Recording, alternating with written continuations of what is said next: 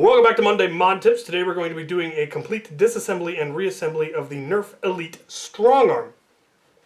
The Strongarm was obviously a top prime revolver, 6-round, the cylinder pops out for ease of reloading. The other major feature that it had that makes it so popular is that it does in fact have slam fire, which getting that into a revolver was an interesting challenge, I imagine, and the way they did it was by having the cylinder rotate after you fire. So the Maverick rotates as you pull the trigger, the cylinder rotates, which is why it's so prone to jams. The Spectre rotates when you prime it, which is why it doesn't have slam fire. But this one, you prime it, and when you pull the trigger, it then rotates. And so if you hold the trigger down and just prime, it rotates every time it fires. Doesn't have any kind of a safety, but it'll be interesting to see how that slam fire mechanism really works up close. So let's get this thing open.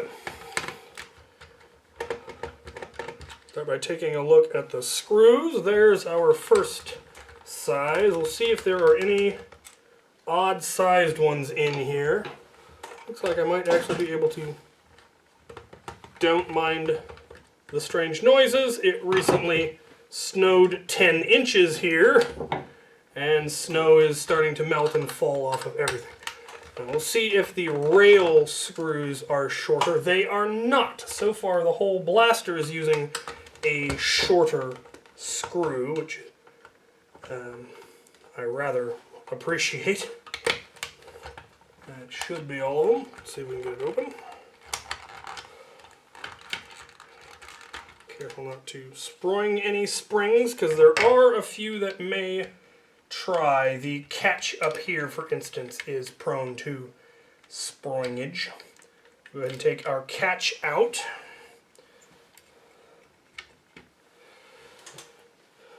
Now, this was not the first blaster to have slam fire. Notable earlier ones were things like the Raider and the Rampage and the Alpha Troopers. Take our rail bit out there before it springs itself in front of the barrel. But this one has a different mechanism. With those, when the slide returned all the way forward, if you had the trigger pulled, it would immediately fire. This one, if you have the trigger pulled, when the slide goes all the way back, it will simply release the plunger. So at no point is it ever actually truly caught, and we'll see how that works when we go to reassemble it. So we'll take out the trigger. It has our first different screw. We have a washer-headed screw there. Looks like that might pretty much be the only internal screw. Okay, well, we should be able to lift this whole assembly out. Oh, no, we do have another small screw holding in the slide return spring. A small, very small screw there holding in that spring. That allows us to take the slide off. That's everything off of there. I'm going to leave this assembled. Well, looks like partially assembled. It does come off. A lot of this is not, in fact, screwed together. It is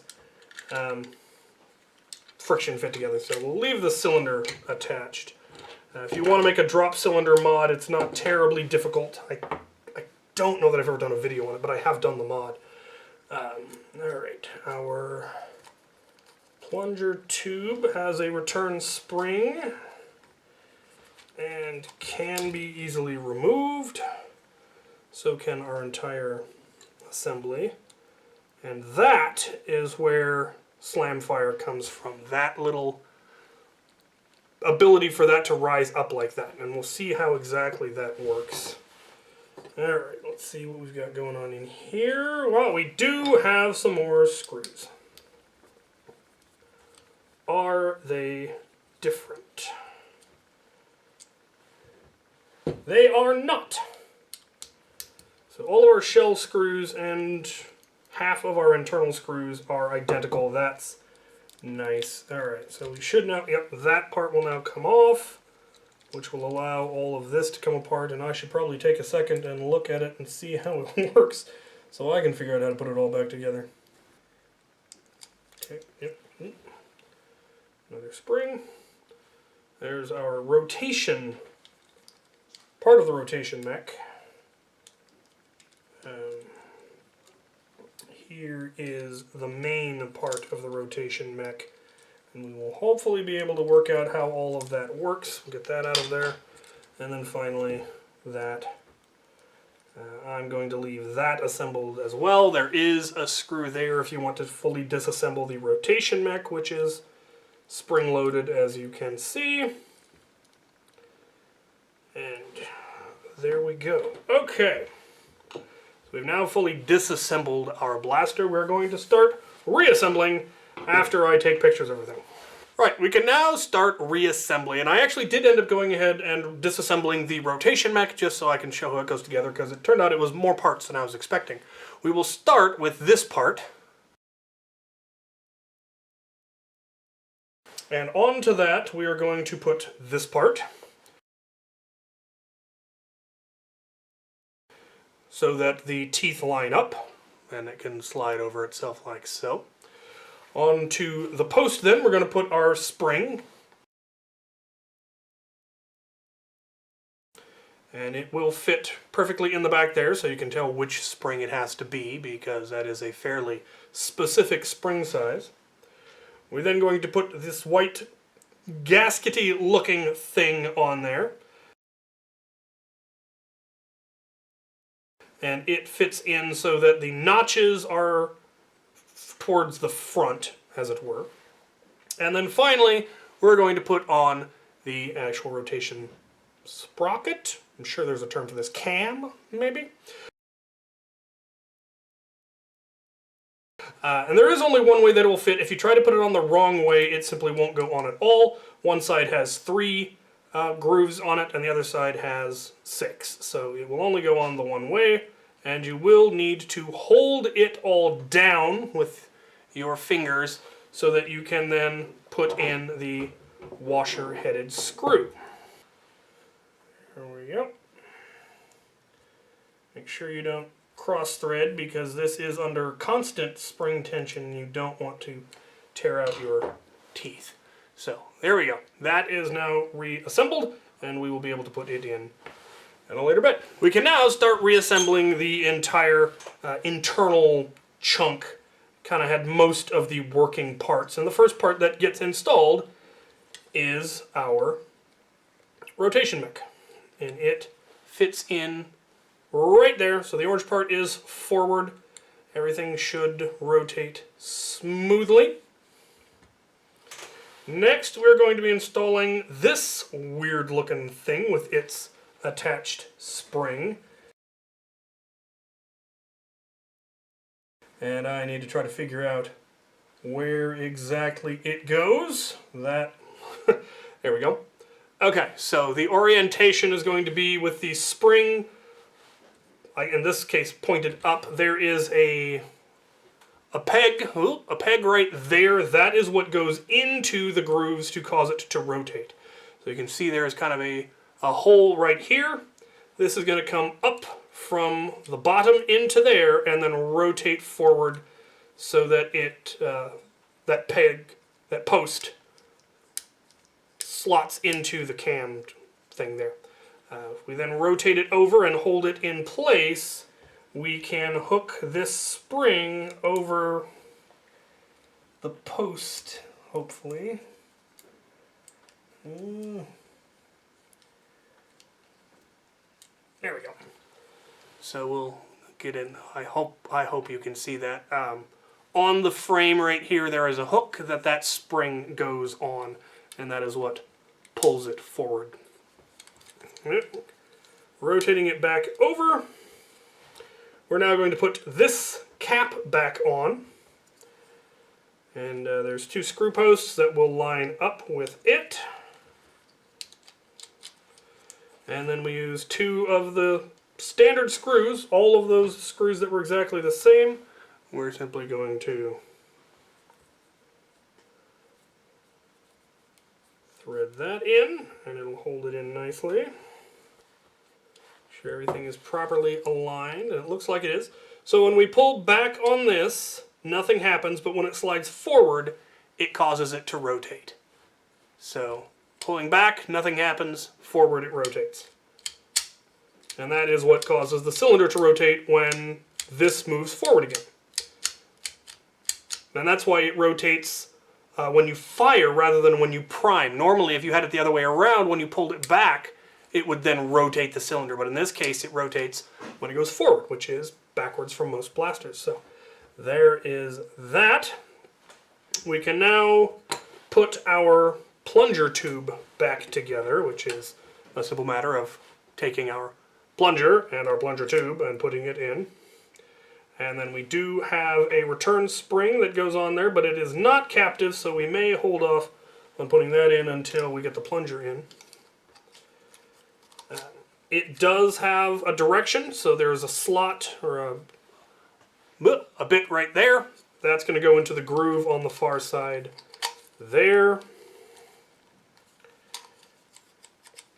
You'll also notice that that post for the spring is lined up with this notch to hold the spring in place, and that is when we can now install our spring, put it on the post, and then rotate the plunger into position. And that is what pulls the plunger back away from the back of the blaster to break the seal on the back of the cylinder. So it breaks the seal on the cylinder, so the cylinder is able to rotate freely. Because the only power that it has to make it rotate is this spring going forward. Usually it's the power of you priming it rotates the cylinder. In this case, it has to rotate freely, and so the plunger needs to push away when you fire. When you fire the blaster, the force of the plunger forces that forward, compresses that spring, and creates the seal on the back of the cylinder. So, and we also need to make sure that we have this in here the right way, which I'm not sure I currently do. We will find out as we further assemble it and I figure out exactly how the slap fire works. Next part we're going to install is this part. And I believe it is some sort of a lock, though I'm not entirely sure what it does. We will figure out as we go. But it goes in here below the rotation mech. I believe it is a cylinder lock. I assume it prevents you from opening the cylinder when the blaster is primed or being primed. It does have a spring which goes in here at the back. It's again not captive, which is never fun to try to install non-captive springs, but it goes, and that's why they like to spring. But it goes in right here so that this also gets forced forward. Right, so those are the main internals all reassembled, and everything seems to be working. This causes the cylinder to rotate, this moves freely, this can move, this gets all that. Everything seems to be moving as it should and is secured, so we can now move on to reassembling the rest. First thing we're going to reassemble is the return spring on our slide. And I believe it's much easier to put on before you try to put it in the shell. So there is a screw post right here in the front, and that is where the one really small screw that we have goes. That secures the spring on that side. We then take our shell and feed that spring up through this hole in the shell right here. And then we are going to push it down on this other, what looks like a screw post, but is in fact simply a friction fit post for that spring. Now we have slide return. Lovely. Alright, now that we have our slide and slide return spring installed, we can go ahead and install the rest of our internals, starting with our primary internals cluster, which simply drops in right there. There are notches up here that tell you where everything needs to be. It turns out this long orange rod is in fact a trigger lock. When the cylinder is out, when you have the cylinder flipped out, then that locks the trigger. And I'll demonstrate that at the end. I didn't test that when I showed the controls. In fact, we will install the cylinder so we can see how that works. Cylinder simply goes in there, and it should lock onto this part here. Alright, next we're going to install our catch. And this is probably the most difficult part of this particular rebuild. The catch spring is very, very finicky. It's not captive, and I really wish it was, especially in this particular blaster. But here is our catch. We'll see if we can get it to focus. Probably not. But the catch spring goes in that little groove in the back, and like I said, is not captive and is very prone to springing, but it will just fall out if you're not careful. And then on the back of the blaster, there is not a really clear, obvious channel, and that is also a problem, but there is a little tab right here. And that tab needs to go under the catch spring that is in here. So you kind of have to push it down and rock it into place. And you can test and see, if you pull down on the catch, there's a little window there where you can see whether or not the spring is fully above that little white tab. And that is a tricky install, and it likes to pop loose while you're trying to put other parts in. So you kind of got to hold it down until you get the trigger in, because the trigger does rest on top of it and kind of hold it in place, but not foolproof. Trigger is one of the few parts that is held in with a screw. We've got our last internal screw, that washer-headed screw, which as far as I could tell is exactly the same as the one that we had in our rotation mech. I didn't try interchanging them, but they looked to be the same. But there could very well be a difference. Okay, with the cylinder out, we can now see how this lock works.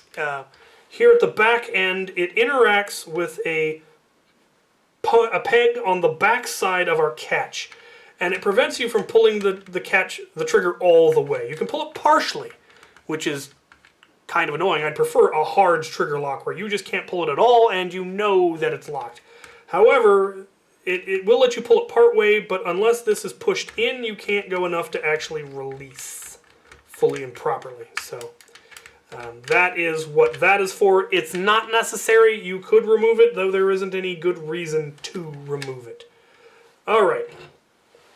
Now I'm going to, before we go any further, I'm going to remove a couple of the springs so that I can fully demonstrate the action, and you can see how the slam fire works, how the rotation mech works, and all of that. So if you're having a problem with the blaster, this should help you figure out which part is having the failure based on what isn't happening, or what is happening. So let's take a look at that. Alright, so let's take a look at how the blaster actually functions, how the action works, because it's interesting, and some of it, in my opinion, is a little bit kludgy and prone to potential failure over time, and I'll explain why I think that is the case. When you prime this blaster, there are a pair of lugs, I think would be the term.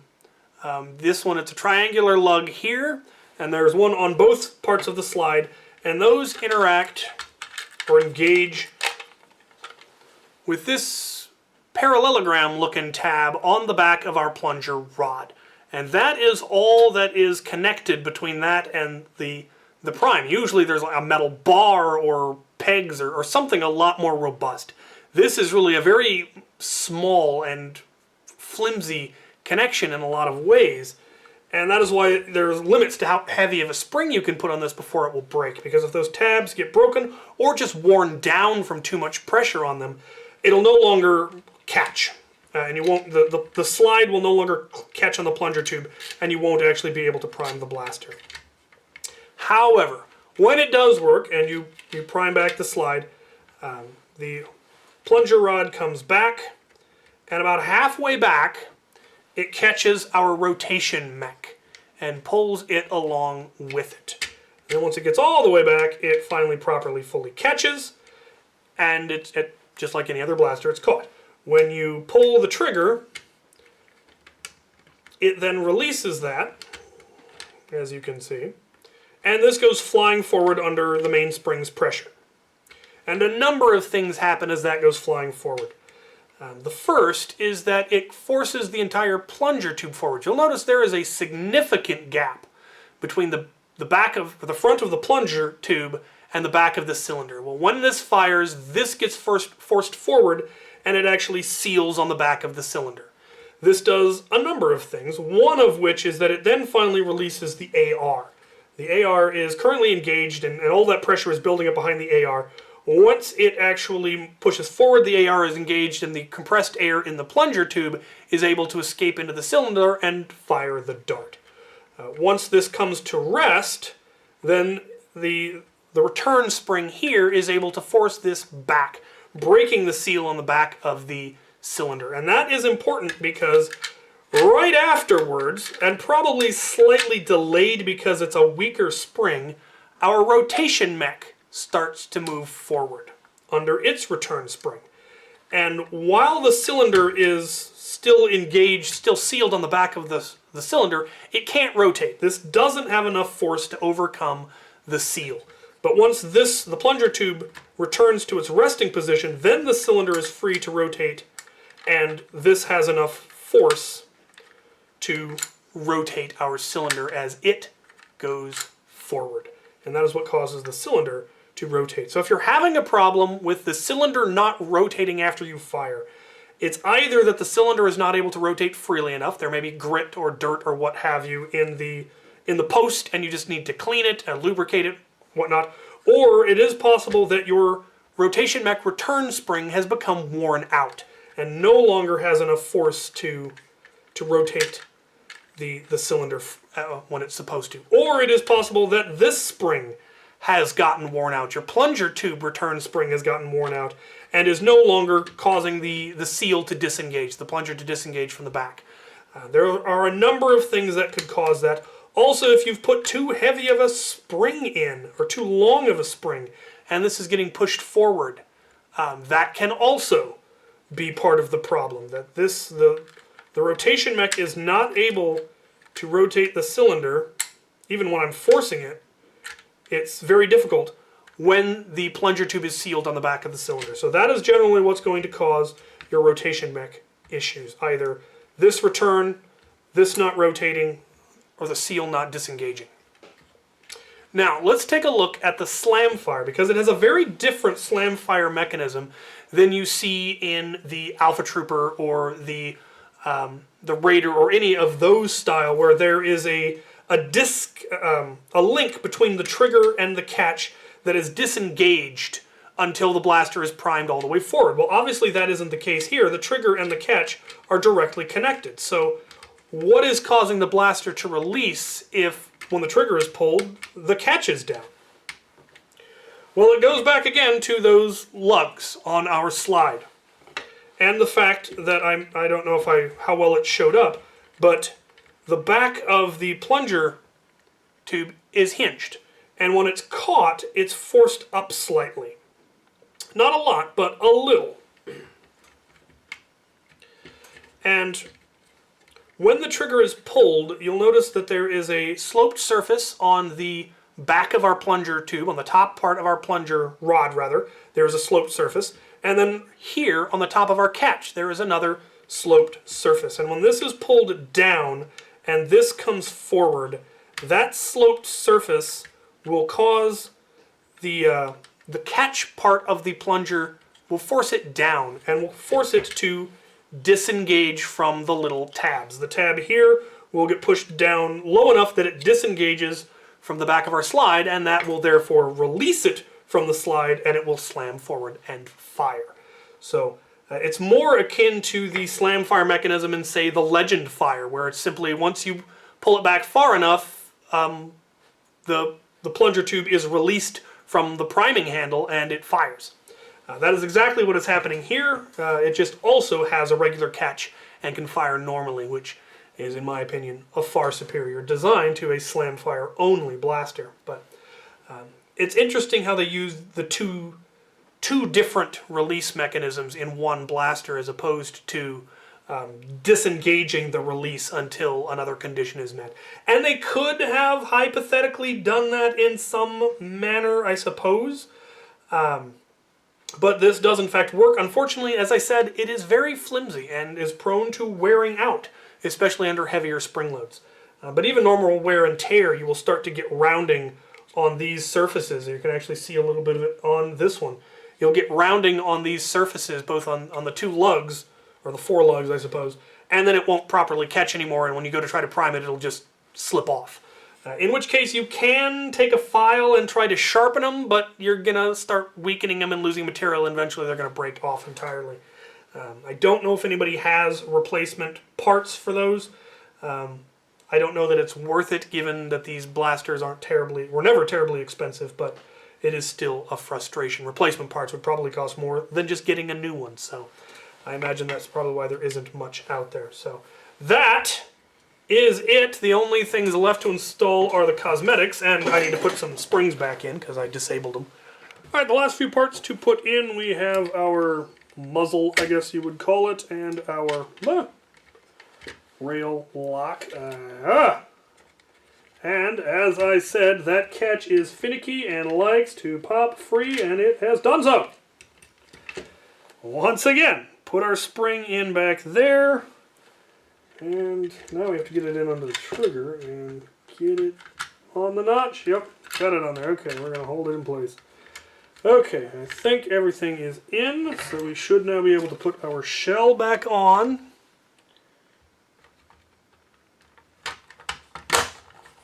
Lovely. As per spec, the shell should go together cleanly. If there are things that are bulging or it's not going together, you probably have something misaligned internally. A spring is out of place, like the catch has come loose or something. And you need to open it back up and figure out where the blockage is. Don't try forcing it, you'll just end up breaking something. Putting our screws back in, always remember, rotate counterclockwise until you hear it click and feel it clunk down into position. That is the thread lining up. If you don't do this, and it should also be very easy, the screw should go in smoothly. If it's really difficult to put the screw in, that is because you are cross-threading and you're chewing up the thread on the inside of the screw post, and if you do it too much, there won't be any thread on the inside of the screw post, and your screw will no longer have any purchase, and it will no longer work. I do have a video on how to repair stripped out screw posts, but it's a lot easier to just not strip them out in the first place. All of the screws are identical, so it does not matter which screw you put in where. That was a nice bit of design, I feel. Never understood why they sometimes have 3 or 4 different screw sizes on the outside of a blaster. It just never felt necessary. I understood the rail ones being shorter, but as this one has demonstrated, you can in fact make them all shorter. Maybe it works because this is a fairly low-stress blaster, really. Alright, let's take a look at the controls again. So, obviously, it should catch when we prime, which it does. Cylinder should rotate on fire, which it does. Slam fire should still work. Yep, and it rotates every time. And here's the one that we forgot. If the cylinder is out, we should not be able... We can't prime the blaster, and we can't fully pull the trigger. If you have it primed before you pull the cylinder out, it will remain primed, but you cannot fire it. But as soon as you close it, you can. So, all the controls appear to be working, blaster appears to be working. There you have the complete disassembly and reassembly of the Nerf Elite Strongarm. The next one on the list is the long shot. It's one that a lot of people have asked for, and it finally made it to the top of the list for what people have voted for. If you want to vote on a blaster, survey will be down in the description. Feel free to add stuff that isn't there yet. I will probably, after the long shot, take a look at some of the complicated rival blasters, the Hades and the Artemis, if I'm feeling ambitious. If I haven't gotten to the one that you're wanting, well, vote for it and be patient. These do take a long time to film and edit, so I will get around to as many as I can as time allows. So, hope this was helpful, and thank you guys for watching.